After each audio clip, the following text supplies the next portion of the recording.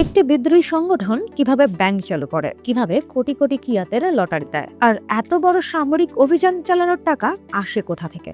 একসময় আরাকান আর্মিকে শুধু একটি সশস্ত্র বিদ্রোহী গোষ্ঠী হিসাবে দেখা হতো, কিন্তু এখন তারা রাখাইনের বড় অংশ নিয়ন্ত্রণ করছে এবং নিজেদের প্রশাসনিক কাঠামো করে তুলছে। আর সেই সঙ্গে বদলাচ্ছে তাদের অর্থ সংগ্রহের পদ্ধতিও। প্রথম দিকে বিভিন্ন বিশ্লেষণে উঠে এসেছে আরাকান আর্মির আয়ের একটি বড় অংশ চোরাচালান ও মাদক পাচারের সঙ্গে সম্পৃক্ত ছিল।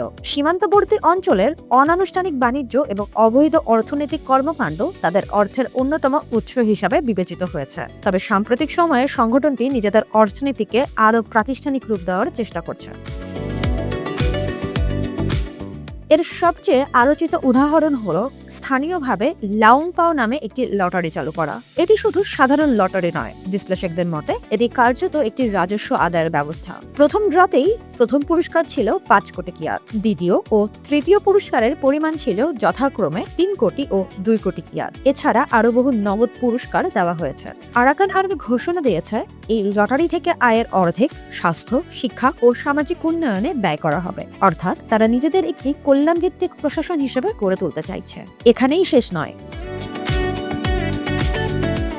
সংগঠনটি বৈধ পরিচয়পত্র, পারিবারিক নিবন্ধন এবং নিজস্ব আদালতের মাধ্যমে প্রশাসনিক নিয়ন্ত্রণও শক্তিশালী করছে। লটারি সংক্রান্ত যে কোনো বিরোধ তাদের আদালতেই নিষ্পত্তি হবে বলে ঘোষণা দেওয়া হয়েছে। একই সঙ্গে আরাকান পিপলস রেভলিউশনারি গভর্নমেন্ট বা এপিআরজি নিজেদের ব্যাংকিং ব্যবস্থা গড়ে তোলার উদ্যোগ নিয়েছে। এজন্য বিভিন্ন পেশাজীবী নিয়োগ দেওয়া হচ্ছে। এর উদ্দেশ্য হলো জান্তা সরকারের আর্থিক কাঠামোর ওপর নির্ভরতা কমানো এবং আনুষ্ঠানিক অর্থনৈতিক ব্যবস্থা তৈরি করা।